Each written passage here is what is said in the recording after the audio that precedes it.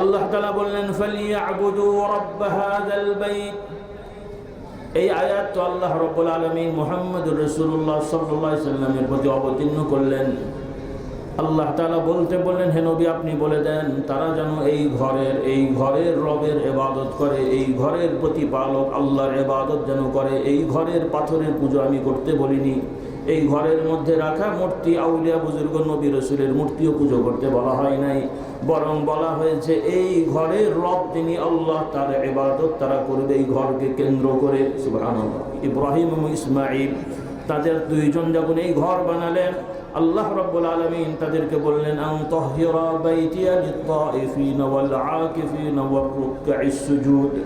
হে ইব্রাহিম, ইসমাঈল, আপনারা আমার এই ঘর নির্মাণ করে এটাকে পাক পবিত্র করে রুকুকারী সিজদাকারী যারা তথা এই ঘরে এসে আমার জন্য যারা রুকু সিজদা করে ইবাদত করবে, তাওয়াফ করবে, তাদের জন্য এটাকে পাক পবিত্র করে রাখেন। ইন্নাল হামদুলিল্লাহ الحمد لله نحمده ونستعينه ونستغفره ونؤمن به ونتوكل عليه ونعوذ بالله من شرور أنفسنا ومن سيئات أعمالنا من يهده الله فلا مضل له ومن يضلله فلا هادي له وأشهد أن لا إله إلا الله وحده لا شريك له وأشهد أن محمدًا عبده ورسوله صلى الله عليه وعلى آله وأصحابه وبارك وسلم. أما بعد فأعوذ بالله من الشيطان الرجيم. بسم الله الرحمن الرحيم. ما كان محمد أبا أحد من رجالكم ولكن رسول الله وخاتم النبيين وكان الله بكل شيء عليما. يا أيها الذين آمنوا اذكروا الله ذكرا كثيرا وسبحوه بكرة وأصيلا. আল্লাহ রাব্বুল আলামিনের শানে আমরা শুকরিয়া আদায় করছি, বলি আলহামদুলিল্লাহ। সকলে আমার সাথে বলুন সুবহানাল্লাহি ওয়া বিহামদিহি সুবহানাল্লাহিল আযীম সুবহানাল্লাহি ওয়াল হামদুলিল্লাহি ولا إله إلا الله الله أكبر ولا حول ولا قوة إلا بالله العلي العظيم. سبحان الله وبحمده عدد خلقه ورضا نفسه وزنة عرشه ومداد كلماته. سبحان الله وبحمده عدد خلقه ورضا نفسه وزنة عرشه ومداد كلماته. سبحان الله وبحمده عدد خلقه ورضا نفسه وزنة عرشه ومداد كلماته. لا إله إلا الله وحده لا شريك له له الملك وله الحمد وهو على كل شيء قدير. اللهم صل على سيدنا ومولانا محمد النبي الأمي وآله وسلم. اللهم صل على محمد وعلى آل محمد كما صليت على إبراهيم وعلى آل إبراهيم إنك حميد مجيد. اللهم بارك على محمد وعلى آل محمد كما باركت على إبراهيم وعلى آل إبراهيم إنك حميد مجيد. صلى الله عليه وعلى آله وأصحابه وبارك وسلم আলহামদুলিল্লাহ। আজকে আমরা রাস্তার পাশে একটি মজলিসে বসেছি। আলহামদুলিল্লাহ, মানুষের যাতায়াতের সুযোগ আছে, তা না হলে আমরা গুনাহগার হয়ে যেতাম। কারণ রাস্তাটা হাঁটার জায়গা, রাস্তার হক আদায় করে যদি কিছু সুযোগ সুবিধা করা হয় সেটা হয়তো বৈধ হবে। আসলে আমরা অনেক সময় আবেগে অনেক কাজ করে ফেলি, ভালো করতে যে অনেক সময় খারাপ করে ফেলি। আল্লাহ তাআলা আমাদেরকে সঠিক দিন বোঝার তৌফিক দান করুন। তো অনেকে হয়তো কিছু সময় পরে আগ্রহ পাবে না, চলে যেতে পারে। আগেই বলে রাখছি, যেটা যে বিষয়ের জন্য নির্ধারিত তার ব্যতিক্রম করা উচিত নয়। তথা রাস্তা হলো হাঁটার জায়গা। আজকাল অধিকাংশ রাস্তায় দেখা যায় বিভিন্ন জায়গায় দোকান বসে যায়, মার্কেট বসে যায়, গাড়ি ঘোড়া যেতে পারে না, মানুষের হাঁটার কষ্ট হয়। আছে না নাই? আছে। আমরা কিন্তু সবাই মুমিন মুসলিম। বাংলাদেশের জনসংখ্যার শতকরা কত ভাগ মুসলমানের সন্তান? কত ভাগ? 90-92 বলে, 90 ধরলাম। 100 জনের মধ্যে 90 জন মুসলমানের সন্তান। তথা রাস্তাঘাটে যারা আমরা চলাফেরা করি এই পার্সেন্টেজে আমরা আছি। কিন্তু মুমিন মুসলিম হিসেবে আমাদের যে ইমানি দায়িত্ব ছিল আমরা অনেকেই পালন করি না। এজন্য আমাদের এই বিষয়গুলো লক্ষ্য রাখতে হবে। তো যদিও এটা রাস্তার পাশে, রাস্তার মধ্যে হয়েছে, আলহামদুলিল্লাহ গাড়ি ঘোড়া চলতে পারছে, কিছুটা কষ্ট হলো, অত অসুবিধা হচ্ছে না। আল্লাহ তাআলা আমাদের ক্ষমা করুন। তবে আমরা যে আল্লাহর জিকিরে বসেছি এই উদ্দেশ্যে আল্লাহ তাআলা আশা করি আমাদেরকে ক্ষমা করবেন। বলুন আল্লাহুম্মা আমিন। এবং আমরা এখানে একটা পরিচয় নিয়ে একত্রিত হয়েছি, সেটা হলো আমরা সকলেই মুমিন মুসলিম। বলি আলহামদুলিল্লাহ। ব্যক্তিগতভাবে ভুল ত্রুটি যাই আছে, বাংলাদেশে যে যেই দলই করুক, মুসলমানের সন্তান অন্তত কাউকে যদি জিজ্ঞেস করা হয় যে আপনার ধর্ম কি, সবাই বলে আমি যারা মুসলিমের সন্তান। কি বলে? আর কাউকে এইরকম মুসলমানের সন্তান তাকে যদি বলা হয় যে আপনি মুসলমান না, সে খুশি না বেজার হয়? রাগ করে না? মন খারাপ করে, রাগ করে। আর যদি একটু শক্তি ক্ষমতা থাকে আরও কিছু করে, তাই নয় কি? তাহলে এরা মুসলমানের সন্তান, মুসলমান থাকতে চায়, হতে চায়, কিন্তু ইসলাম পালন করবে না। কেমন করে হবে? কি বলে? যেমন আমাদের ছেলে পুলেরা, এই যুবকের অনেকে ছাত্র আছে, সবাই চায় আমি ফার্স্ট ক্লাস হই, কিন্তু পড়বো না। কেমন করে হবে? আন্দোলন করে নাকি? শুধু আন্দোলন। কদিন আগে আন্দোলন হলো না যে আমাদের গণ পাস করিয়ে দিতে হবে? কি সুন্দর আন্দোলন! অবস্থা কি দেখে? তো এগুলো আসলে কি কোনো বুদ্ধিমানের কথা না বুদ্ধিমানের কাজ? তো আসলে মানুষ তো সবাই মানুষ, পৃথিবীর ধর্ম বর্ণ নির্বিশেষে, নাস্তিক আস্তিক, মানুষ মাত্রই যারা আছে সবাই আমরা একই বংশধর, একই গোষ্ঠী, আদম সন্তান। এটা আল্লাহ তাআলা আমাদের শিক্ষা দিয়েছেন। বলি আলহামদুলিল্লাহ। আমরা এই শিক্ষায় বিশ্বাসী। আমার যুবক যুবতী ভাই বোনেরা, মাইকের আওয়াজ আশপাশে অনেকটা যাচ্ছে, সেই হিসেবে এখানে যারা বসে শুনছেন, আশপাশে মাইকের আওয়াজ যতটুকু যাচ্ছে সেই হিসেবে তাদের সংখ্যা কিন্তু অনেক বেশি। এজন্য আমি অনুরোধ করব, বাড়িঘর থেকে যারা শুনতে পাচ্ছেন ভাইরা, মা বোনেরা, সবাই একটু মনোযোগের সহিত কথাগুলো শুনবেন। তো আমরা মুমিন মুসলিম, আল্লাহ তাআলা আমাদেরকে সব ব্যাপারে জ্ঞান দান করেছেন, শিক্ষা দিয়েছেন। সবার জন্যই তিনি জ্ঞান নাজিল করেছেন, কিন্তু সবাই শেখে না। কারণ পৃথিবীতে এখন অনেক মানুষ আছে যারা মনে করে যে মানুষ পরিবর্তন হয়ে, মানে বাদর বা হনুমান এগুলোর থেকে পরিবর্তন হয়ে মানুষ হয়েছে। নাউযুবিল্লাহ।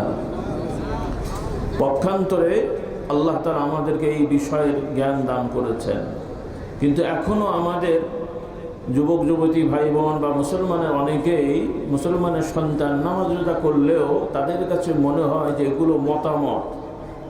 অর্থাৎ হুজুররা বলে মানুষ আদম সন্তান, আবার বিজ্ঞানের নামে কেউ কেউ বলে পরিবর্তন বিবর্তন হয়েছে। হতেও পারে, মানে এটাও হতে পারে, ওইটাও হতে পারে। এই রকম ধারণার মানুষ কিন্তু অনেক আছে। আপনাদের কি মনে হয়, আছে না নাই? বুঝে বলছেন না আমার কথা শুনে? হ্যাঁ, বুঝে বলছেন তো? তাহলে যারা মনে করবে যে এটাও হতে পারে, মানে আদম সন্তান, আদম প্রথম মানুষ, তার বংশধর মানুষ, এটাও হতে পারে। আবার পরিবর্তন বিবর্তন হয়ে বাদর থেকে বা অন্য কিছু থেকেও হতে পারে। এই ধারণা যদি বা বিশ্বাস যদি কারো থাকে, দোনোমনো আর কি, আর এই অবস্থায় যদি মারা যায়, এটাও কিন্তু একটা কুফুরি হালত। বলুন নাউজুবিল্লাহ। যেমন আমরা বিশ্বাস করি এই জগতের যা কিছু আছে, মোট কথা যা আছে সব কিছুর স্রষ্টা যিনি বানিয়েছেন তিনি কজন? তিনি একক, একজনও বলা যায় তিনি একক, অদ্বিতীয়। বলুন সুবহানাল্লাহ। একক, অদ্বিতীয়, তার কোনো দ্বিতীয় কিছু নেই। তিনি সর্বে সর্বা, তিনি সর্বপ্রথম ছিলেন, শেষ তিনি, তার মতন তার সমকক্ষ সমতুল্য তার দ্বিতীয় কিছুই নেই। এই যে বিশ্বাস আমাদের, এর সাথে কিন্তু এই সৃষ্টি জগৎ সম্পর্কে বিশ্বাস করতে হবে। এটা ঈমানের সাথে সম্পৃক্ত, স্বীকারোক্তির সাথে সম্পৃক্ত। কিন্তু অনেকেই, বিশেষ করে আমার যুবক যুবতী যারা কলেজ ইউনিভার্সিটির ছাত্ররা, কারণ অধিকাংশই কলেজ ইউনিভার্সিটির ছাত্ররা ইসলামের মৌলিক জ্ঞান তো দূরের কথা, সূরা কেরাত ঠিক মতো জানে না। কি ভুল বললাম বলেন? বহু এমএ পাস আছে যারা ঠিক মতো ওযু জানে না, ফরজ গোসল ঠিক মতো জানে না কিভাবে করতে হয়। আছে না নাই? আল্লাহ আমাদের হেদায়েত দান করুন। সবাই স্বীকার করলেন এই সকল ভুল ভ্রান্তি আছে। দোষ কার? ভারতের, মোদী সরকারের, ট্রাম্পের, বা যিনি চলে গেলেন আপনাদের ছেলে, তার মনে হয় নাকি? দোষ কার? কার? প্রত্যেক অভিভাবকের, বাবার, মায়ের, সমাজের দায়িত্বশীল যারা আছে তাদেরও নাই, কিন্তু সেটা না। কারণ এই শিক্ষা ব্যবস্থা যারা প্রণয়ন করেছেন, প্রতিষ্ঠান যারা চালাচ্ছেন, শিক্ষা মন্ত্রণালয়, তারাও তো মুসলমানের সন্তান দাবি করে নাকি অন্য কিছু দাবি করে? যতগুলো শিক্ষামন্ত্রী মোটামুটি বাংলাদেশে ছিল, অধিকাংশই তো মুসলমানের সন্তান। এবং অনেকে হজও যায়, দেখা যায়, উমরায় যায়, ইসলামের কথা বলে। অন্তরে কি সেটা তো আমাদের বিচারের বিষয় না। আমরা দেখছি মুসলমানের সন্তান দাবি করে মুসলমান, ইসলামের কিছু কাজ করে। তাহলে কিছু করলেন, কিছু করলেন না, দায়িত্ব পালন হলো? আল্লাহ তাআলা আমাদের হেদায়েত দান করুন। কারণ বিশ্বাস, ঈমান, স্বীকারোক্তি, দৃঢ়তা যদি ঠিক না হয়, তাহলে বাহ্যিক কর্ম দিয়ে নাজাত পাওয়া যাবে না। আমরা তো মুসলমান হিসেবে বিশ্বাস করি আল্লাহ তাআলা বিচার করবেন। সত্য না মিথ্যা? কোনো দ্বিধাদ্বন্দ্ব আছে? জান্নাত সত্য না মিথ্যা? জাহান্নাম সত্য না মিথ্যা? তাহলে সফলতার জন্যে মানদণ্ড হলো জান্নাতি হওয়া, জাহান্নাম থেকে বাঁচা। জান্নাতি হতে পারলে সফল, জাহান্নামে গেলে চিরস্থায়ী, এটা হলো ব্যর্থতা। আল্লাহ তাআলা আমাদেরকে জাহান্নাম থেকে মুক্তির ফয়সালা করে দেন। আল্লাহ রাব্বুল আলামিন ইরশাদ করেন, وَمَنْ زُحْزِحَ عَنِ النَّارِ وَأُدْخِلَ الْجَنَّةَ فَقَدْ فَازَ وَمَا الْحَيَاةُ الدُّنْيَا إِلَّا مَتَاعُ الْغُرُورِ। আল্লাহ তাআলা আমাদের জানিয়ে দেন, যাকে জাহান্নাম থেকে বের করে জান্নাত দেওয়া হবে, যাকে টেনে হিচড়ে জান্নাতও দিয়ে দেওয়া হবে, জাহান্নামে পড়ে যাওয়ার পরেও ঈমানের ওসিলায় যাকে জান্নাত দেওয়া হবে, জাহান্নামের শাস্তির পরে সেও সফল হয়ে গেল, সেও তার জীবনটা সার্থক হয়ে গেল। সুবহানাল্লাহ। আর দুনিয়ার যে হায়াত, জীবন, আমাদের আগে অত্র প্রতিষ্ঠানের প্রতিষ্ঠাতা, সভাপতি এবং তার হিতাকাঙ্ক্ষী ভাই ব্রাদার, আত্মীয় স্বজনরা কথা বলেছেন, মাশাআল্লাহ, ভালো লাগলো।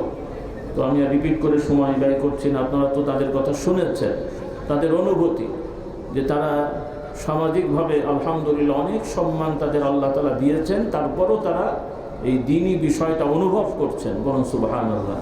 আল্লাহ তাআলা এই অনুভূতি আরো চাঙা করে দেন। বলুন আল্লাহুম্মা আমিন।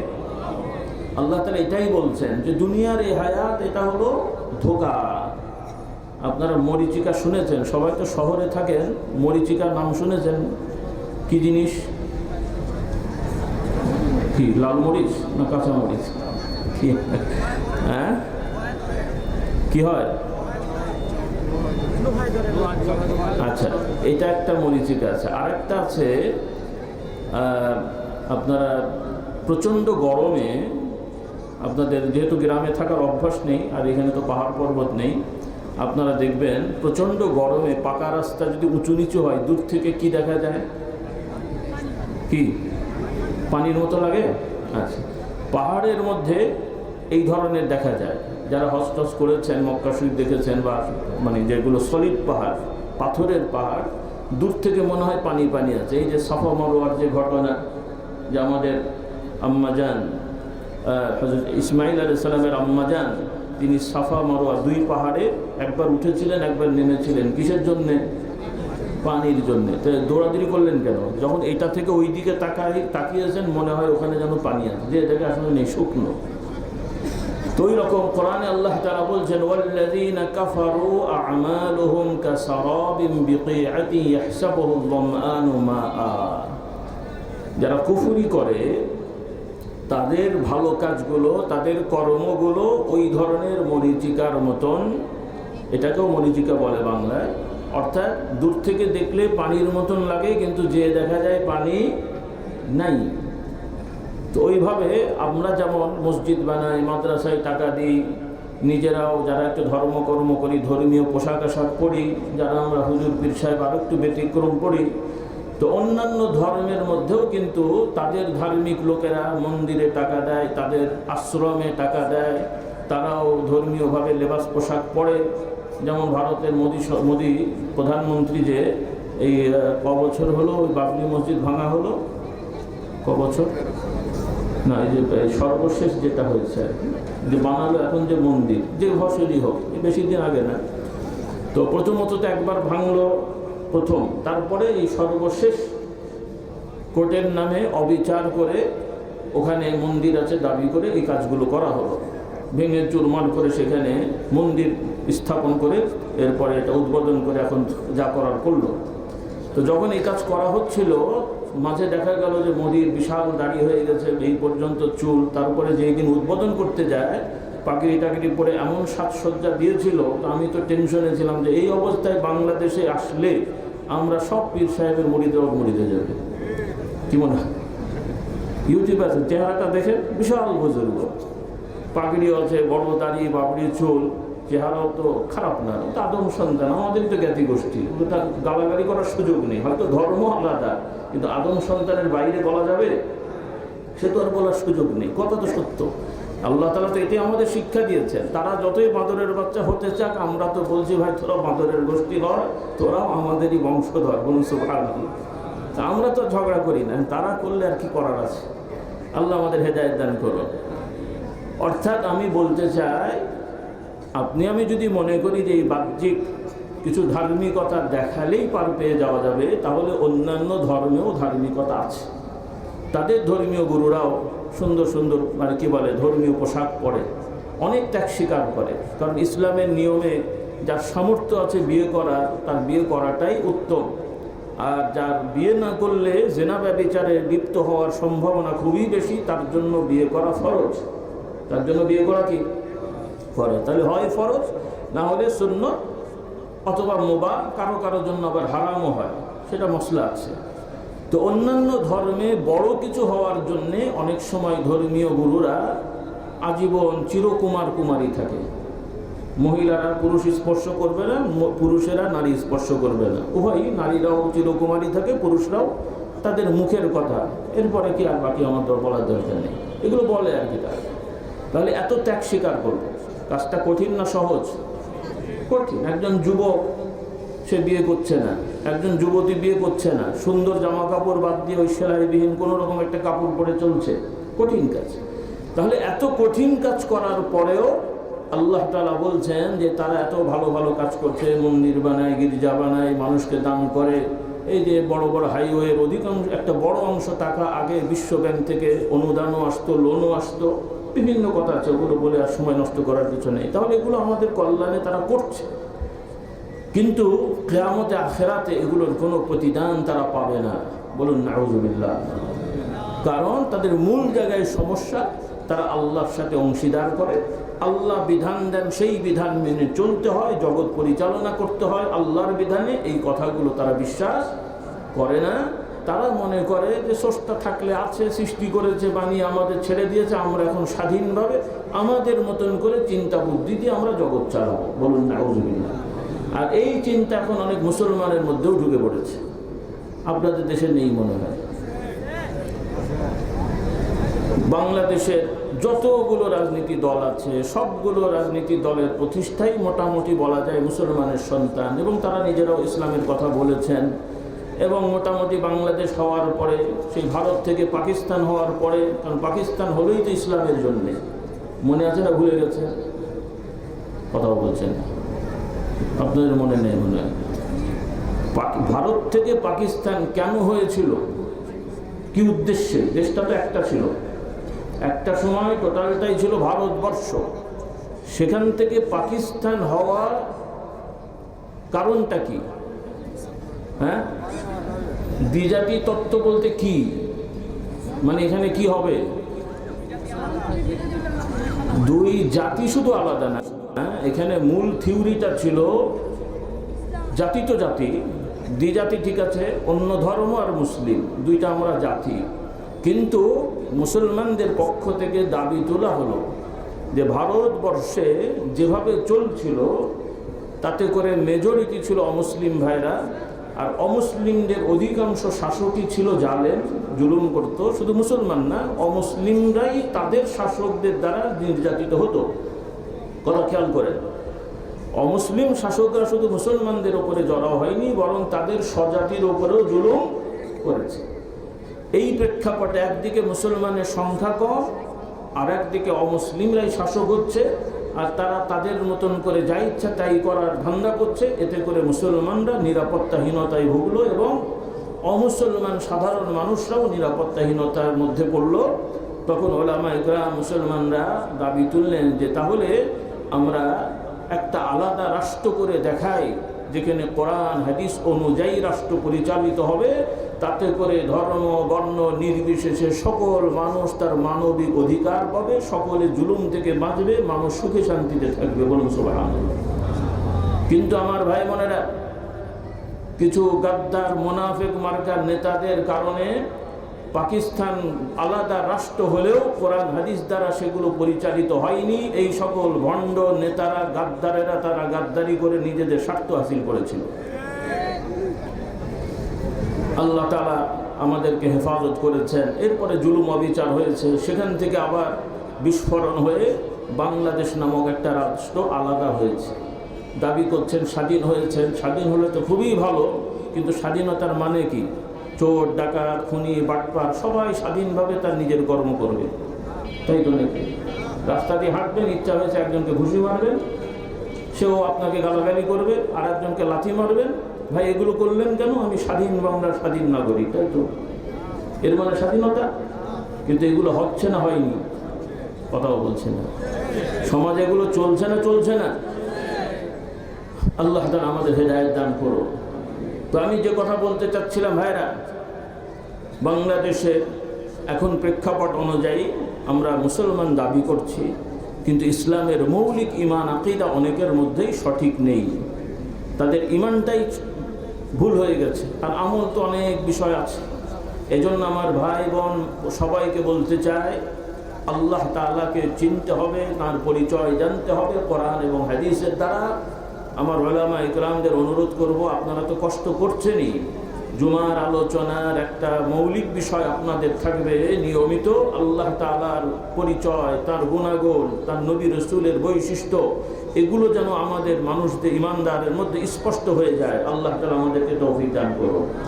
এবং আমাদের সৃষ্টির কারণ, জগতে আসার কারণ, কিভাবে রাষ্ট্র চলবে, এই বিষয়গুলো আমাদেরকে স্পষ্টভাবে যেন আমরা জানতে পারি, সেই ব্যবস্থা করা। আল্লাহ তাআলা আমাদেরকে তৌফিক দান করুন। তো আমার ভাই বোনেরা, আল্লাহ তাআলা আমাদেরকে তার নিজের পরিচয় জানিয়েছেন যে এই জগতের সকল কিছুর স্রষ্টাও তিনি শুধু স্রষ্টা নন, সৃষ্টির পর থেকে সকল কিছু দেখাশোনা, পরিচালনা এবং সকল সৃষ্টির চাহিদা পূরণ করার ক্ষেত্রে আল্লাহ রাব্বুল আলামিন তিনি তার নিজ ক্ষমতায় যথেষ্ট। বলুন সুবহানাল্লাহ। এখানেও সামান্যতম কারো সহযোগিতা দরকার হয় না। আজকাল মুসলমানদের মধ্যেও ঢুকে পড়েছে কিছু মুসলমান পীর মুরিদির নামে। আমাদের পূর্বপুরুষরাও পীর মুরিদি করেছেন, আলহামদুলিল্লাহ। পৃথিবীব্যাপী পীর মুরিদির এই ধারায় ইসলামের একটা বড় খেদমত হয়েছে এবং হচ্ছে এবং হবে বলে আলহামদুলিল্লাহ। কিন্তু এটাও আবার আপনাদের খেয়াল রাখতে হবে যে এই পীর মুরিদির নাম ব্যবহার করে একদল লোক আছে, তারা আসলে পীর মুরিদি করে না, তারা ভণ্ডামি শয়তানি করে দুনিয়াবি স্বার্থ হাসিলে ধান্দাবাজি এটাকে বানিয়েছে। তাদের ঈমান আকীদা হলো, তাদের কথাবার্তা থেকে আমরা যেটা পাই, তারা বলে ওলিরা জগৎ চালায়। আবার আরেকজন বলছে, কদিন আগে পাগড়িওয়ালা টুপিওয়ালা জব্বাওয়ালা তার ওয়াজের স্টেজে এসে বলছে যে আল্লাহর ধন আল্লাহ নবীকে দিয়ে আল্লাহ হয়েছেন গায়েব হয়ে, নবীর ধন খাজা বাবা নিয়ে শুয়ে আছেন আজমিরে, কেউ ফেলে না খালি হাতে খাজা বাবার দরবার হাতে। এমন কথা শুনেছেন আপনারা নাকি এখন আমার থেকে শুনলেন? আচ্ছা, এই যে কথাটা বাংলা তো আপনারা সবাই জানছেন, এই কথাটা খুব সুন্দর কথা তো নাকি? আমি বলে থাকি যে এখন যদি আবু জেহেল বেঁচে থাকতো আর ওর কানে যেত, ও আবু জেহেলও এসে এই মৌলানা সাহেবের গলা টিপে ধরতো যে বেটা বলে কিনা। কারণ আবু জেহেল খারাপ, কিন্তু এত খারাপ না। আবু জেহেল খারাপ কি করেছিল ভাই? আপনাদের দেশের গরু চুরি করেছিল, মসজিদের টাকা। আবু জেহেল শিরক করেছে, অপরাধী, কিন্তু কেউ দেখাতে পারবেন না বর্ণনা যে আবু জেহেল আবু লাহাব এরা কাবা শরীফের ফান্ড সাইজ করেছে, চুরি করেছে। কিন্তু বর্তমান বাংলাদেশে দাড়িওয়ালা টুপিওয়ালা কমিটির সদস্য, আবার 2-4টা হুজুরও আছে যারা মাদ্রাসা মসজিদের টাকা আত্মসাৎ করে। অবস্থা দেখেন, আল্লাহ আমাদেরকে হেদায়েত দান করুন। আর এই সমস্ত বাহিনী নিয়ে আমরা কোরআনের আলো জ্বালাবো, সুন্দর জ্বলবে না? হ্যাঁ, শত্রুপক্ষের কাছে যুদ্ধ করতে গেছি, আমার 1000 সৈন্যবাহিনী, 1000-এর মধ্যে 500-ই পেটের রোগ আছে, 200 চোখে কম দেখে, 100 কানে কম শোনে, আর 100 মৃগী রোগ আছে। এই বাহিনী নিয়ে যুদ্ধে জেতা যাবে তো নাকি? মার একটাও মাটিতে পড়বে। কথা বুঝেননি?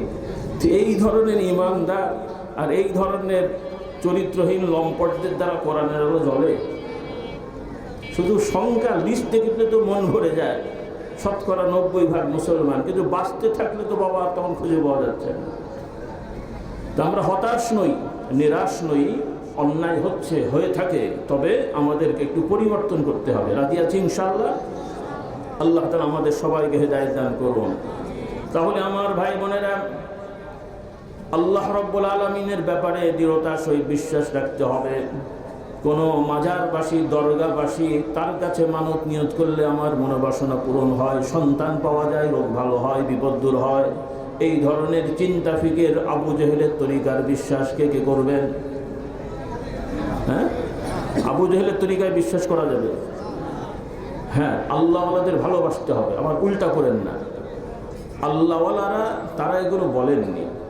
আপনারা শুনেছেন কাবা শরীফের মধ্যে একটা সময় মূর্তি রাখা হয়েছিল, এবং রাসূলুল্লাহ সাল্লাল্লাহু আলাইহি ওয়াসাল্লাম যখন দাওয়াতি কাজ শুরু করলেন সেই সময় পর্যন্ত কাবা শরীফে 300 কতগুলো মূর্তি ছিল?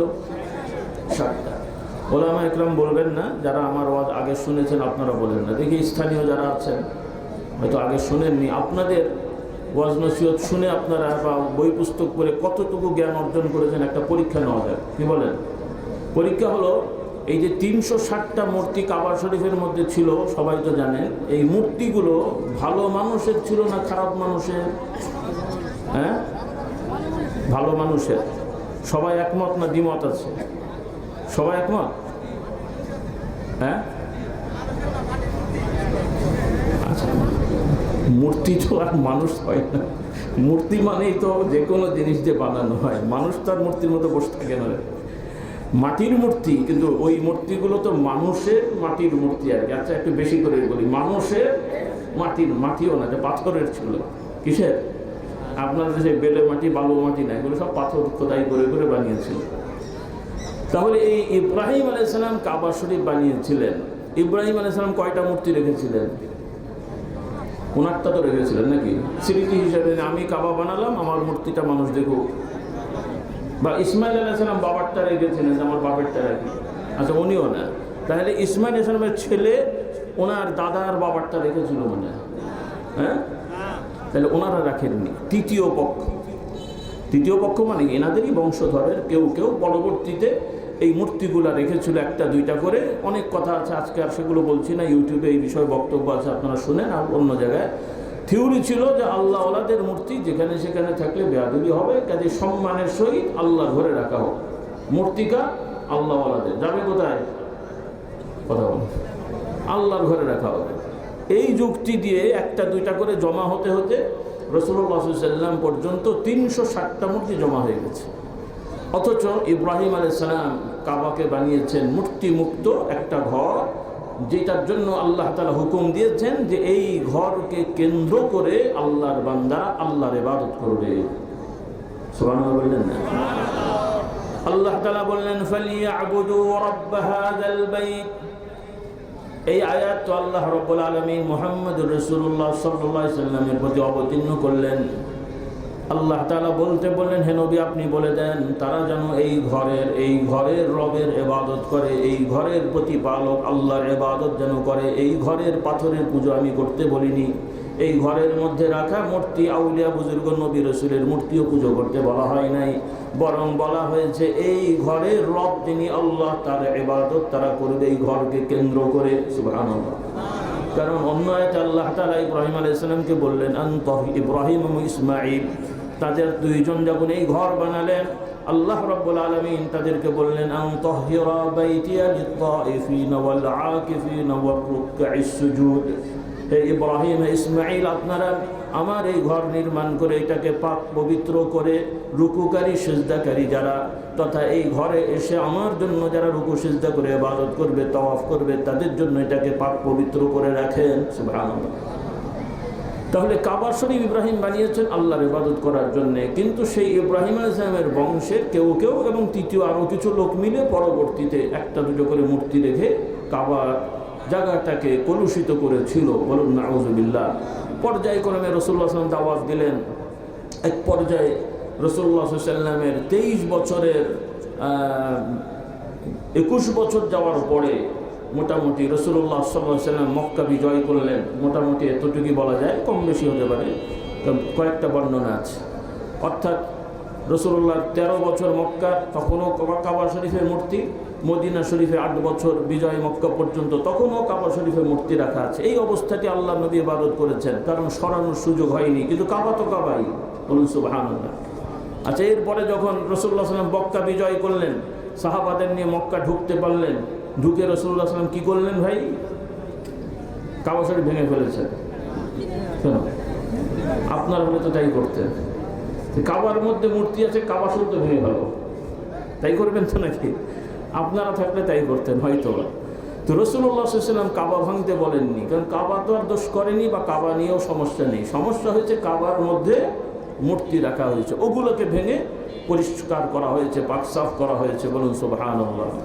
তাহলে কাবা হক জিনিস, কাবার মধ্যে না হক ঢুকে গেছে। তো ওইভাবে পীর মাশায়েখ যারা সত্যিকার তারা হক, কিন্তু এই পীর মাশায়েখের নামে এই তো আজকে কোথায় যেন দেখলাম, আল্লাহ আমাদের হেদায়েত দান করুন, একজন মহিলা হতেই পারে, একজন পুরুষও যদি আল্লাহ হন, মহিলাও তো আল্লাহর প্রিয় বান্দি হতে পারেন, দোষ নেই। কিন্তু নাম হচ্ছে এমন, কি নামটা বেশ, মা অমুক পাগলির মাজার শরীফ। আচ্ছা, একজন পাগলা আর একজন পাগলি, আর এক জায়গায় আছে অমুক পাগলা। তো একটা পাগলা মানুষ অনেক বড় আল্লাহওয়ালা নাকি? তাহলে মানুষের রুচি দেখেন। হয়তো একটা মানুষ ভালো থাকতে পারে, মাথার দোষ থাকতে পারে, মারা গেছেন, কবর হয়ে গেছে, কিন্তু তাকে নিয়ে মাজার বানাতে হবে এবং সেখানে দান বাক্স দেওয়া হবে এবং সেখানে মানুষ মানত নিয়ত করে কারা দিচ্ছে? ভারতের লোকেরা। তাহলে এই দাড়িওয়ালা টুপিওয়ালা নামাজি লোকরাও এই সমস্ত জায়গায়, বেনামাজিরাও দেয়, নামাজি যারা তারাও দিচ্ছে, কারণ তাদের কাছে স্পষ্ট না, তারা মনে করে যে এই আল্লাহওয়ালাকে আল্লাহ ক্ষমতা দিয়েছেন। বলুন নাউযুবিল্লাহ।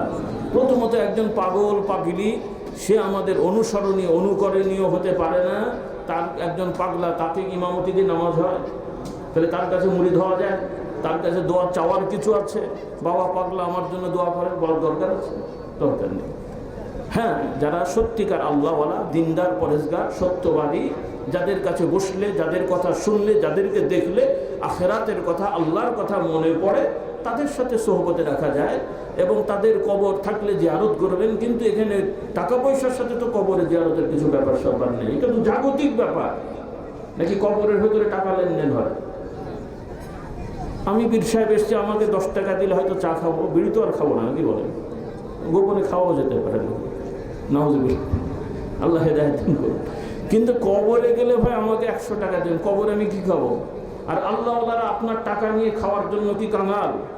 আল্লাহওয়ালাদেরকে আল্লাহ তাআলা তো নিয়ামতের রিজিক কবর এমনিই দেন, ওকে দুনিয়ার খাবার খাই নাকি? তাহলে ওখানে টাকা দেওয়ার বিষয়টা কি হয়েছে? কিন্তু আমরা বুঝি না, মানত করি মাজারে। আল্লাহওয়ালাদের সমালোচনা আমরা করছি না, কিন্তু এই কাজটার সমালোচনা করছি। আল্লাহওয়ালাদের কবরে যাবেন, সালাম দেবেন, দোয়া করবেন, তাদের জন্য দোয়া করবেন, আল্লাহর রহমত বরকত পাবেন। কিন্তু মানত নিয়ত করে জিয়ারত করার কোনো বিধান ইসলামে নেই।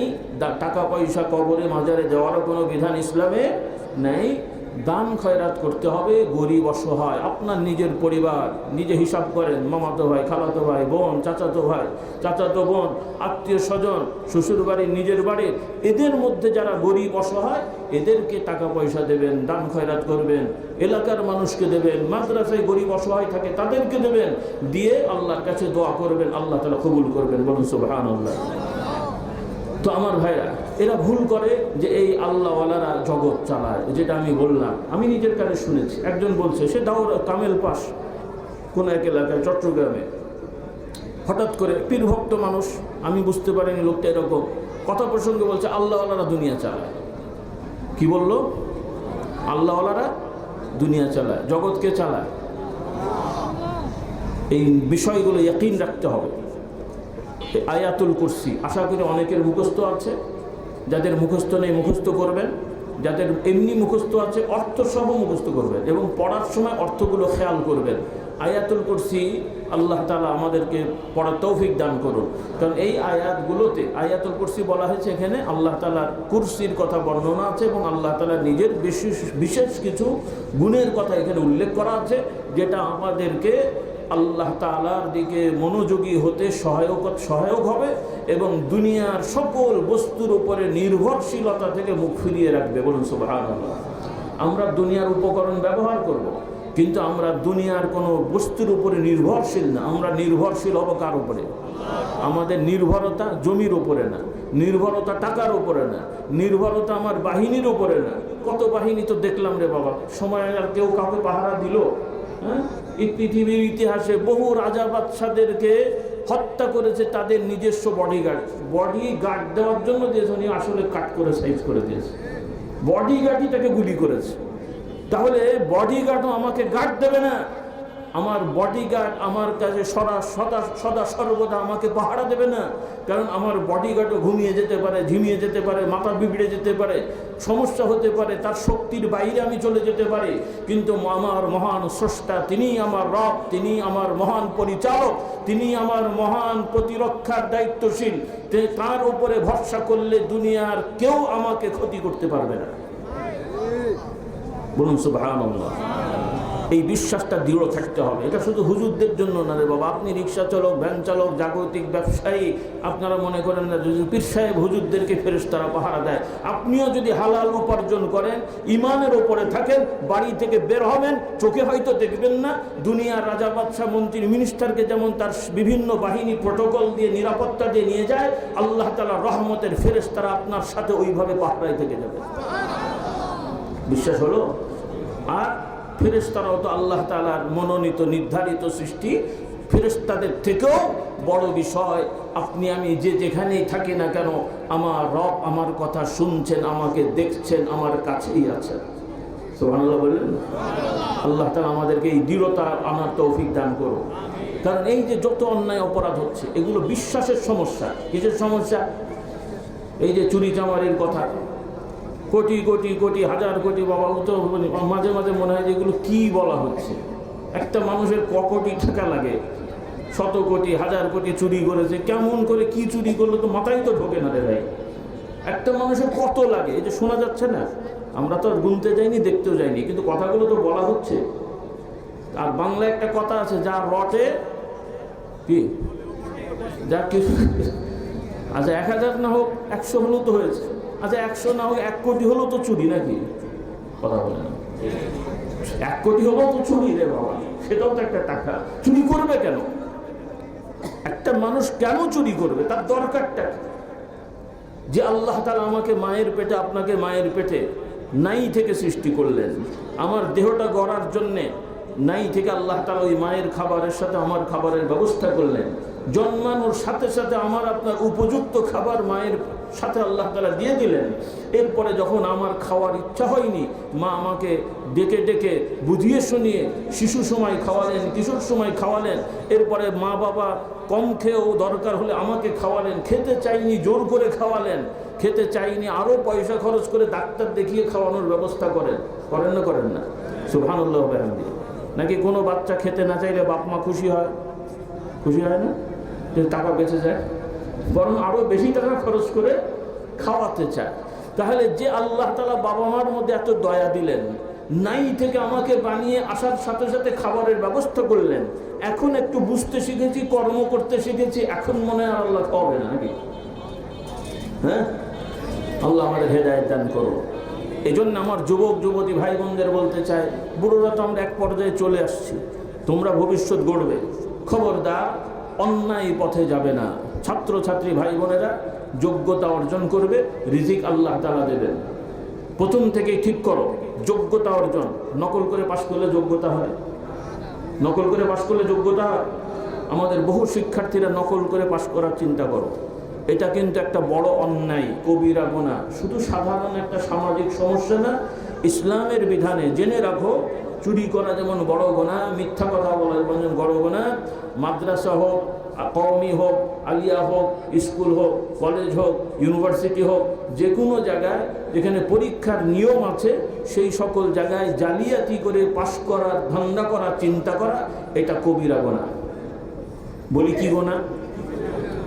মানে বড় অপরাধ, ইসলামের আইনে বড় অপরাধ। কারণ এটা দ্বারা সমাজকে ধোঁকা দেওয়া হয়। আর কোনো মুসলিম ধোঁকাবাজ হতে পারে না। আমরা ধোঁকাবাজ নই, আমরা স্পষ্টভাষী। আমরা যা হবে স্পষ্ট বলবো, ধোঁকা দেবো না। রাজি আছি ইনশাল্লাহ? কাজে প্রথম থেকে আমার যুবক যুবতী ভাই বোনেরা টার্গেট নাও, পড়াশোনা করে যোগ্যতা অর্জন করবে, পরীক্ষা দিয়ে পাশ করবে, নকল করব না। বলি ইনশাল্লাহ? এই মেহনত করলে অটোমেটিক আল্লাহ তাআলা তোমার যা রিজিক আছে সেটা তোমাকে দান করবেন। আর ধোঁকা দেওয়ার মানেটা হয়, যে ছাত্রটা নকল করে পাশ করে, মানে সাধারণ পাশ করলে সে হয়তো 3rd ক্লাস পেতো বা 2nd ক্লাস পেতো, নকল করার কারণে সে 1st ক্লাস পেল, তার মানে 1st ক্লাস ফার্স্ট হলো। অথবা তাহলে 1st ক্লাস ফার্স্ট তার হওয়ার কথা না, হওয়ার কথা আরেকজনের, সে জালিয়াতি করে তার পদ নিল। এটা একটা জালিয়াতি নয় কি? চোর। তাহলে 1st ক্লাসে চাকরি করে যত বেতন পেয়েছে হিসাব অনুযায়ী তার 3rd ক্লাস চাকরি হওয়ার কথা, এই অংশটা তার জন্য হারাম। মশলাটা একটু বুঝে নেন। হ্যাঁ, আচ্ছা, আপনাদেরকে 2 বোতল পানি দেওয়া হলো অজু করার জন্যে। 1 বোতল পাক আর 1 বোতল না পাক। মুখ আর হাতটা ধুয়েছেন পাক পানি দিয়ে, মাথা মাসে করেছেন পাক পানি দিয়ে, পাটা না পাক পানি দিয়ে ধুয়েছেন, অসুবিধা তো হয়নি। 3টে তো ভালো পানি হয়েছে, একটা নাই খারাপ হয়েছে, সমস্যা কি? সমস্যা নাই মনে হচ্ছে। ওই কথা বলছে না, মানে 4টা অঙ্গের 3টা অঙ্গ যদি পাক থাকে আর একটা না পাক দিয়ে হলেও চলে যায় মনে হয়, হবে? ওই রকম আপনার বেতনের 20,000 টাকা, সরি, আপনি হয়তো পান 15,000 বেতন, 5, 7, 10, 20,000 টাকা আরও ওই অন্যভাবে সাইজ করেছেন। আগে তো ওই গ্রাম বাংলায় বলা হতো বেড়া কেটে চুরি করতো, শীত কেটে চুরি করতো। এখন তার শীত কাটা বেড়া কাটা চোর খুব একটা নাই, এখন হচ্ছে সব চেক কাটা আর ভাউচার কাটা। হ্যাঁ, চেক কাটা, ভাউচার কাটা। আগে গ্রামের খালি গায়ে কী সব তেল মেঘে মনে হয় শুনেছি আর কি, আমি থাকি নাই কারোর সাথে, মনে করেন না ছিলাম তো, যাই হোক তেল মালিশ করে চুরি করতো। এখন ওগুলো না, এখন কোট প্যান্ট টাই পরে, আবার যারা একটু ইসলামী ধারার ওরা আবার একটু টুপি পাগড়ি জব্বা হাতে তসবি নিয়েও চুরি করে। বানিয়ে বলছেন আরে বাবা, হুজুররা ভালো জানেন, এরা তো আসলে আলেম না, মানে লেবাস এখন রেডিমেড পাঞ্জাবি পাওয়া যায়। 2-3 মাস দাড়ি শেভ না করলে এত বড় দাড়ি হয়ে যায়। একটু ভালো করে তেল দিয়ে আঁচড়ালে আর একটা ওই দামি দামি ক্রিম আছে, মাখলেই চকচক করেছে, আর মনে হয় যেন ফেরেশতার মধ্যে ঢুকে পড়েছে। কি বলে? কাজেই শুধু জুব্বা জব্বা লাগালে আলেম না। তো এই আলেম লেবাসে অনেক চোর আছে। আর ওই রকম জেন্টেলম্যান, হ্যাঁ, ডাক্তার, ইঞ্জিনিয়ার, উকিল, ব্যারিস্টার, এদের মধ্যে অনেক চোর বাটপার আছে। তাহলে এই যে টাকাগুলো তারা খাচ্ছে মানুষকে ধোঁকা দিয়ে, এগুলো দ্বারা যত ইবাদত বন্দিকে হোক ভাই, আল্লাহর কাছে কবুল হয় না। ইবাদত তো করতে হবে। আপনি আমি যেন এটা মনে না করি যে ওই পথে না গেলে বড় হওয়া যাবে না, এটা ভুল কথা রে ভাই। এখন মানুষের ধারণাই হয়েছে 9-6 না করলে যেন বড় হওয়া যায় না। কি আমি ভুল বলছি? বেশিরভাগ মানুষের ধারণা যে বড় হতে গেলে 9-6 করতে হয়, উল্টো পাল্টা করতে হয়, তারপরে তওবাতুল্লাহ করতে হয়। এটা ইমানের সমস্যা রে ভাই। আপনি 0 থেকে হিরো হয়ে যেতে পারেন আপনি যদি আল্লাহর পথে থাকেন, সততার সহিত ব্যবসা করেন। এগুলো আমাদের ব্যবসায়ী ভাইরা অনেকে জানেন। এই ভারতীয় উপমহাদেশে পৃথিবীর অনেক বড় বড় ব্যবসায়ীরা সৎ পথে বড় বড় ব্যবসায়ী হয়েছে, হাজার হাজার কোটি টাকার মালিক হয়েছে। কোন অমুসলিমরাও কোনো অসৎ পথে তারা যায় নাই, এরকম অনেক আছে। অমুসলিম সৎ পথে হাজার হাজার কোটি টাকার মালিক হতে পারলে তো আপনি মুসলমান আল্লাহর প্রতি ভরসা করলে আপনি হতে পারেন না। কেন আমরা অন্যায় পথে যাব ভাই? আর অন্যায় পথে গেলে আমার তো ইবাদত কবুল হয় না। আল্লাহ তাআলা আমাদের হেদায়েত দান করো। আপনারা জানেন আমাদের অনেক বাড়ি আছে, ওয়ারিসদের ঠিক মতো সম্পদ বন্টন হয় না। অনেক ভাইয়েরা আমরা আছি, বোনদের জমি আত্মসাৎ করে সেখানে বাড়ি করে আমরা থাকি। আপনাদের দেশে নাই এগুলো। তো যারা আমার বোনের জমিতে আমি বাড়ি করলাম, সেই বাড়িতে আমি থাকি, সেখানে আমি পীর সাহেব দাওয়াত দিয়ে মিলাদ শরীফ পড়ালাম, আমিও সেখানে কোরআন হাদিস পড়লাম, কবুল হবে বাবা? এগুলো তো ইসলাম না। আমি বৈধ জায়গায় আমার ঘর করব, সেটা ছোট হোক বড় হোক, হালাল উপার্জন আমি খাবো, কম হোক বেশি হোক, সততার উপরে থাকবো, বরকত আল্লাহ তাআলা দান করবেন। বলুন সুবহানাল্লাহ। একটু সহজভাবে বলি, টুপি মাথায় দেওয়া ভালো, বড় জামা গায়ে দেওয়া ভালো, পাগড়ি মাথায় দেওয়া ভালো, কিন্তু পাগড়ির একটা দাম আছে। এখন তো মাশাআল্লাহ আর্থিক অবস্থা সবারই কম বেশি ভালো। আগে কিন্তু মোটামুটি আমিও তো ছোটোবেলায় দেখেছি, আপনাদেরও তো আরও বেশি যারা বয়স করে দেখেছেন, গ্রামগঞ্জে অনেক মানুষেরা আগে দেখতাম বেশিরভাগ খালি গায়ে ঘুরে বেড়াতো। এরপরে বাড়ি থেকে বাজারে গেলে কাঁধে করে একটা জামা নিয়ে যেত, খালি গায়ে যে ওই বাজারে ঢোকার আগে গায়ে দিত। দেখেছেন আপনারা? দেখেননি মনে হয়? আচ্ছা, কেন ভাই বলেন তো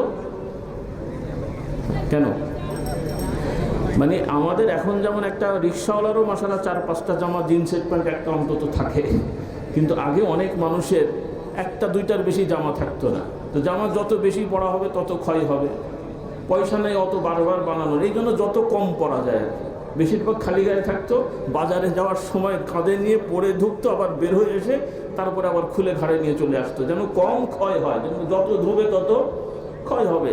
এটা একটা সময় ছিল। আলহামদুলিল্লাহ, আল্লাহ বরকত দিয়েছেন। আপনারা সবাই জুতো পরেন, জামা গায়ে দেন, টুপি মাথায় দেন, মোটামুটি দামি হোক কম দামি হোক ক্রয় ক্ষমতা আছে, বলি আলহামদুলিল্লাহ। তারপরে উদাহরণ দিলাম যে একজন লোক নামাজ পড়বে, তার যা টাকা আছে তাতে করে দেখা যায় একটা পায়জামা লুঙ্গি কেনা যায়, কিন্তু টুপি পাগড়ি জব্বা এত কিছু কেনার তার পয়সা নাই। সে যদি চিন্তা করে যে শুধু লুঙ্গি গেঞ্জি পরে নামাজ পড়বো, সব কম হবে, কাজে এই নামাজটা যেন সুন্দর হয় সেটার জন্য একটু আমি ক্যাশ থেকে কিছু টাকা সরাই, বেশি না, শুধু পাগড়িটা কিনবো, টুপিটা কিনবো, একটা ভালো যায় নামাজ কিনবো, যেন নামাজটা সুন্দর হয়। কেমন সুন্দর নামাজ? হ্যাঁ, ওই লোকের খালি মাথায় গেঞ্জি গায়ে যায় নামাজ ছাড়া খালি মাঠে নামাজ পড়লে তার কবুল হয়ে যাবে। পক্ষান্তরে চুরি করা টাকা দিয়ে মদিনার যায় নামাজে মাথা দিয়ে নামাজ পড়লেও কবুল হবে না। কিন্তু আমাদের রেওয়াজ হয়ে গেছে মক্কা মদিনা, মক্কা মদিনা, চুরি করে যে জমজম পেট ভরে খাবে, চুরি করা টাকা দিয়ে কিলো খেজুর খাবে, আর ওই রকম বড় বড় জব্বা গায়ে দিয়ে ঘুরে বেড়াবে, মনে করছে ফেরেশতারা মাথায় করে যায় না জান্নাতে নিয়ে চলে যাবে। এই ইসলাম আল্লাহ দেন নাই রে বাবা। তুমি যদি জীবনে মক্কায় যেতে নাও পারো, মদিনা যদি সবারই তো আকাঙ্ক্ষা যাওয়ার, যদি হক টাকায় যেতে নাও পারো, তোমার মরার সময় আল্লাহ তাআলা সৎ পথে যদি তুমি থাকতে পারো, আল্লাহ তাআলা রহমতের ফেরেশতাদের সম্বর্ধনা দেবেন। তুমি কবরে তোমার নবীকে চিনে ফেলবে, কিয়ামতের ময়দানে জান্নাতি হয়ে আল্লাহ তাআলা দিদার পেয়ে যাবে। তো কাবা দেখো না তো কি হয়েছে, আল্লাহকে দেখে ফেলবে ইনশাআল্লাহ জান্নাতে যায়। এই জন্য আমার ভাইরা, নিঃসন্দেহে কাবায় যাওয়ার আগ্রহ থাকা ভালো, মদিনায় যাওয়ার আগ্রহ থাকা ভালো, এতে কোনো সন্দেহ নেই, কিন্তু এগুলা হতে হবে ভাই হালাল টাকায়। কি টাকায়? নিঃসন্দেহে টুপি জুব্বা পাগড়ি হওয়া ভালো, কিন্তু এগুলো হতে হবে হালাল টাকায়। এই জন্যে আমার ভাইদের, বিশেষ করে এটা তো ভাইদের সমস্যা বেশি, মহিলাদের নাই সেটা বলবো না, তারাও ইদানিং জড়িয়ে যাচ্ছেন। কারণ বাংলা একটা কথা আছে, সুখে দেখলে যেন, হ্যাঁ, আমাদের কিছু মা বোনেরা কষ্টে আছেন, আল্লাহ তাআলা তাদের সুখ শান্তি দান করুন। আর অনেক মা বোনেরা খামাখালি নিজেদের কষ্ট নিজেদের ঘাড়ে নিয়ে আসেন, কারণ আল্লাহ তাআলার বিধান অনুযায়ী অন্যরা কি করবে সেটা তাদের ব্যাপার, কিন্তু আমরা তো মুসলমান, আমাদের সব বিধান তো আল্লাহ তাআলা দিয়ে দিয়েছেন। আল্লাহ তাআলার বিধান অনুযায়ী একজন মহিলা জন্মানোর পর থেকে বিবাহ দেওয়া পর্যন্ত, বিবাহ দেওয়া সহ বিবাহ দেওয়া পর্যন্ত তার খাওয়া দাওয়া দেখাশোনা সব কিছু দায়িত্ব পালন করার দায়িত্ব দিয়েছেন আল্লাহ কাকে? বাবাকে। কাকে? বাবাকে। বিয়ের পরে স্বামীকে। তাহলে একজন মহিলার বাবা থাকলেও তার নিজের উপার্জন করার দায়িত্ব নেই খাওয়ার জন্যে। একজন মহিলার স্বামী থাকলে নিজে উপার্জন করার দায়িত্ব নেই। বাবাও মারা গেছেন, স্বামীও মারা গেছেন, সে তো অর্থ সম্পত্তি পাবে, তার ব্যক্তিগত কিছু আছে না নেই? এরপরেও তার হয়তো যদি সন্তান থাকে তাহলে সন্তানের উপরে দায়িত্ব আছে না নেই? পুরুষ সন্তানদের দায়িত্ব হলো যে তার মায়ের ভরণ পোষণ দেখাশোনা তার নিজের টাকায় করা। এটা পুরুষ সন্তানদের দায়িত্ব, মেয়ে সন্তানদের দায়িত্ব না। কাদের দায়িত্ব? পুরুষ সন্তানদের দায়িত্ব। তাহলে একজন মহিলা জন্ম থেকে মৃত্যু পর্যন্ত টোটাল বন্টনটা আল্লাহ তাআলা পুরুষদের উপরে করে দিয়েছেন। এটা তাদের সম্মান, মর্যাদা, নিরাপত্তা, এটা তাদেরকে আরেকজনের মুখাপেক্ষী করে দেওয়া হয়নি, এটা তাদের সম্মান দেওয়া হয়েছে। বলুন সুবহানাল্লাহ। কিন্তু অমুসলমানরা আমাদের শেখাচ্ছে থাকবো না আর বদ্ধ ঘরে, দেখবো এবার জগতের। এবার জগৎ দেখতে দেখতে এমন কিছু দেখে ফেলছে আর কোনো বাকি থাকছে না। হ্যাঁ, তো এই যে অবস্থা, আল্লাহ আমাদের হেদায়েত দান করুন। এখন আমার মা বোনদেরকে শেখানো হচ্ছে নারী পুরুষ একসাথে কাঁধে কাঁধ মিলিয়ে উন্নয়ন করতে হবে। এখন মহিলারা স্বামী ছেড়ে দিয়ে আরেকজনকে নিয়ে উন্নয়ন করছে, আর পুরুষরা বউ ছেড়ে দিয়ে আরেকজনকে নিয়ে উন্নয়ন করছে। আমি বানিয়ে বলছি কথাগুলো? আমার কাছে রিপোর্ট আছে, 65 বছরের বুড়ো সেও দেখি ফেসবুকে আরেকজনের সাথে সম্পর্ক করে বসে আছে। জোয়ান হলে একটা কথা ছিল, বানিয়ে বলছি না কথাগুলো, আমার রিপোর্ট আছে এগুলো। তাহলে এই যে অবক্ষয়, আল্লাহ তাআলা আমাদের হেদায়েত দান করুন। এই জন্য মা বোনরা কর্ম করলে দোষ নেই, তবে স্বামীর বাবা থাকতে মানে বিয়ের আগে বাবার অনুমতি নিয়ে পর্দার সহিত করতে হবে, আর বিয়ের পরে স্বামীর অনুমতি সাপেক্ষে পর্দার সহিত। বাবা স্বামী অনুমতি দিলেও যেই চাকরি কর্ম করতে গেলে পর্দা খেলাফ হবে, নষ্ট হবে, এমন চাকরি মহিলাদের করা যাবে না, কবিরা গুনাহ হবে। আর একান্ত যদি খাবারের তাগাদায়, পেটের তাগাদায় করতে হয়, সেক্ষেত্রেও যথাসাধ্য পর্দা মেনটেন করে যদি কোনো মহিলা কোনো কর্ম করেন বেঁচে থাকার জন্যে, সেটা আল্লাহ তাআলা দেখছেন, আল্লাহ তাআলা ক্ষমা করবেন। কারণ আল্লাহ তাআলার আইন স্পষ্ট, তিনি সাধ্যের বাইরে কিছু চাপিয়ে দেন না। বলুন সুবহানাল্লাহ। ওযু করতে হয় পানি দিয়ে, গোসল করতে হয় পানি দিয়ে, পানি ভিজা জিনিস, কিন্তু যখন সামর্থ্য থাকে না বা পানি না থাকে তখন আল্লাহ তাআলা টোটালটাই উল্টো করে দিলেন। তখন আল্লাহ তাআলা তায়াম্মুমের ব্যবস্থা করেছেন, কিন্তু সামর্থ্য থাকলে কি তায়াম্মুম চলবে? এই জন্য আমার মা বোনদের বলতে চাই, আপনারা মুসলমান, যারা মুসলমানের সন্তান, আপনারা কেন অন্যদের কথায় নাচবেন? আর আপনারা পুরুষরা যারা আছেন, আপনারা মুসলমান, মুসলমানের ঘরের সন্তান, আপনি বাবা হয়েছেন, আপনার সন্তানের হক আদায় করতে হবে। আপনি স্বামী হয়েছেন, আপনার সন্তানের হক, আপনার স্ত্রীর হক আদায় করতে হবে। আপনি সন্তান হয়েছেন, আপনার মায়ের হক আদায় করতে হবে, তবেই তো মুসলমান রে ভাই। নাহলে কি মুসলমান হলাম আমরা? আল্লাহ তাআলা আমাদের তৌফিক দান করুন। আল্লাহ তাআলা যেমন নামাজ, রোজা, হজ, যাকাতের বিধান দিয়েছেন, ওইভাবে আল্লাহ তাআলা বিধান দিয়েছেন প্রত্যেক স্বামী তার স্ত্রীর অধিকার আদায় করবে, মোহরানা দিয়ে বিয়ে করবে এবং তার সব কিছু সে ব্যবস্থাপনা করবে। আর আমাদের সমাজের একটা বড় অংশ আছে, বিয়ের সময় মোহরানা কাগজ কলমে লিখে 1, 2, 3, 4, 5 লাখ, আর ওইদিকে শ্বশুর বাড়ি থেকে 10 কোটি 50 লাখ আদায় করে। আপনাদের দেশে নেই মনে হয় এরকম? ছোট গোনা না বড় গোনা? কবিরা গোনা। কোনো স্বামী খবরদার স্ত্রীর বাড়ির থেকে চেয়ে কেনে বলে টলে প্রেসার দিয়ে কখনোই কোনো জিনিস আদায় করা, প্রয়োজনে যাকাত আনবেন, কিন্তু বইয়ের বাড়ির থেকে বলে কয়ে কিছু আনা পছন্দ হয়নি। কথা বলছেন না, কথা বুঝতে পারেননি মনে হয়। যাক, আপনারা ভালো মানুষ, আমি আর অন্যদিকে যাচ্ছি না। আল্লাহ হেদায়েত দান করেন। আমি হাসার জন্য বলছি, বাবা বোঝেন। শ্বশুর বাড়ি, শ্বশুর ইচ্ছা করে যদি কিছু দেয় সেটা আলাদা, হাদিয়া, ইচ্ছা করে নিজের ইচ্ছাই দিয়েছেন। কিন্তু আরেকটা হলো আপনি বলেছেন, চেয়েছেন, আপনার বাপ বলেছে, চেয়েছে। আমার বাবা আমার শ্বশুর বাড়িতে বলে যদি আমার জন্য কিছু আনে, আমি যদি বলে আমার শ্বশুর বাড়ি থেকে কিছু আনি, এটা আমার জন্য হারাম। মশলা পছন্দ হয়নি, আচ্ছা আপনাদের হোক না হোক, আমি মশলা বলে গেলাম, কিয়ামতে তো আমি বলতে পারবো আল্লাহ আমি বলে দিয়ে এসেছিলাম, বলি আলহামদুলিল্লাহ। কুকুর বিড়াল যেমন হারাম, শুয়োর বিড়াল যেমন হারাম, ওইভাবে প্রেসার দিয়ে বলে কয়ে আরেকজনের থেকে আদায় করা, এটা কি? কারণ শ্বশুর বাড়িতে যখন বলা হবে সে তখন এক ধরনের জিম্মি, কারণ যখন চিন্তা করবে যদি না দিই তাহলে আমার মেয়ের উপরে টর্চার হবে। তাহলে এই ধরনের একদম ওই যে মাঝে মাঝে লোকজন ধরে নিয়ে যে যেমন জিম্মি করে, আমাদের সমাজের কিছু পুরুষরা আছে তারা অলিখিত জিম্মি করে টাকা আদায় করে। আল্লাহ আমাদেরকে হেদায়েত দান করুন। সেজন্য আমার যুবকেরা কর্ম করে প্রতিষ্ঠিত হবে। যদি একান্ত কর্মে তোমার সামর্থ্য না হয়, প্রয়োজনে যাকাত নিতে পারবে, তোমার জন্য বৈধ। যে তুমি সংসার চালাতে পারছো না, কষ্ট হচ্ছে, বিলাসিতা না, বিলাসিতা করে টাকা উড়িয়েছো সেটা ভিন্ন কথা, কিন্তু স্বাভাবিকভাবে ইনকাম করে সংসার চলছে না, ঘাটতি আছে, সেই টাকাটা যাকাত থেকে নেওয়া তোমার জন্য বৈধ। এটা তোমারই হক, বলুন সুবহানাল্লাহ। ওইটা তোমারই হক, আল্লাহ দিয়েছেন, বলি আলহামদুলিল্লাহ। প্রয়োজনে আমরা যাকাত নেব, কিন্তু আরেকজনের থেকে বলে করে প্রেশার দিয়ে কোনো টাকা নেব না। এরপরে চাঁদাবাজি আপনাদের দেশে নাই মনে হয়।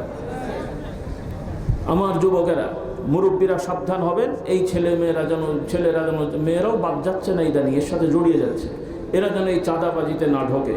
আমাদের দায়িত্বশীল ভাইয়েরা আছেন এবং এলাকার স্বনামধন্য ভাইয়েরা আছেন, আপনারা কঠোর হন যে আপনারা এই যুবকরা যেন কোনো ধরনের চাঁদাবাজিদের সাথে সম্পর্ক না হয়।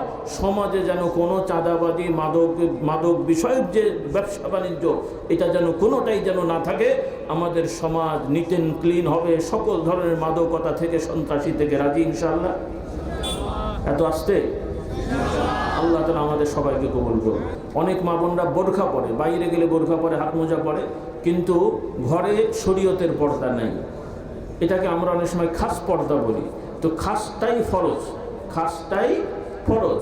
আর যেগুলো আপনারা মনে করছেন বাইরে গেলে বোরখা পরবে আর বাড়িতে এলে ভাসুর, দেবর, চাচতো ভাই, মামাতো ভাই, 14 গোষ্ঠী, পাশের বাড়ি সবার সাথে গল্প করা যায়, এটা ভাই পর্দা হয় নাই। এটা কি হয়নি? পর্দা হয়নি।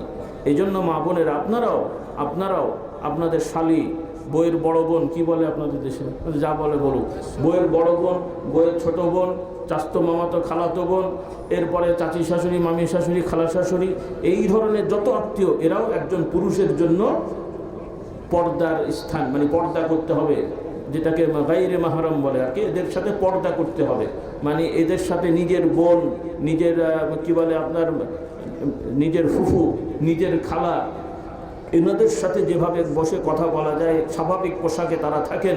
কিন্তু এই ধরনের মহিলারা, পুরুষ আমরা যারা আছি, আমাদের তাদের সাথে স্বাভাবিক পোশাকে তারা যখন থাকে, তাদের সাথে দেখা সাক্ষাৎ কথাবার্তা বলা যাবে না। এটা ফরজ পর্দা। কি পর্দা এটা? কাদেরকে পালন করতে হবে? শুধু ইমাম সাহেবদেরকে, মাদ্রাসার হুজুরদেরকে। ওটা তো ওনাদের চ্যাপ্টার। ইমাম সাহেব মেসওয়াক করবে, আপনি বিড়ি টানবেন, কি বল, তাই তো নাকি? আচ্ছা, আপনাদের দেশে কোনো ইমাম যদি বিড়ি খায়, সিগারেট খায়, রাখবেন তো নাকি? হ্যাঁ, আন্দোলন হবে না? হবে না? আর আন্দোলনের নেতৃত্ব দেবে ওই সমাজের যে লোকটা জীবনে মসজিদে যায় না, সেও নেতৃত্ব দেবে যে এই ইমামের পেছনে নামাজ চলবে না। সবাই বলে, ভাই তুইও তো নামাজে যাস, আমি নামাজ পড়ি আর না পড়ি, ইমাম কেন বিড়ি খাবে? বিষয় তো তাই। এই তো আন্দোলনের মধ্যে আল্লাহ আমাদের হেদায়েত। কথা ঠিক, ইমাম কেন বিড়ি খাবে, কিন্তু তুমি নামাজ পড়বে না আর ইমাম বিড়ি খাই, দোষ কে বড় দোষী? আমি বলিনি বিড়ি খাওয়া ভালো, কিন্তু একজন নামাজ পড়ে বিড়ি খায় আর একজন মোটেই নামাজ পড়ে না, কে ভালো? তুলনামূলক বিড়িখোর ভালো, আমি তা বলি না, আপনারা ভুল বুঝেন। বিড়িও খাওয়া যাবে না, বেনামাজিও থাকা যাবে না। আল্লাহ আমাদের সবাইকে হেদায়েত দান করুন। মদ গাঁজার তো প্রশ্নই ওঠে না। মদ, গাঁজা, ইয়াবা, এগুলো সব কবিরা গুনাহ, হারাম হারাম। আর এগুলোকে বৈধ মনে করলে, এগুলোর ব্যবসা করলে, আর এটাকে বৈধ মনে করলে কাফের হয়ে কবরে যেতে হবে, কারণ এগুলো স্পষ্ট হারাম জিনিস, এগুলো কোনো মতভেদী ব্যাপার না। আল্লাহ তাআলা আমাদের সবাইকে হেদায়েত দান করুন।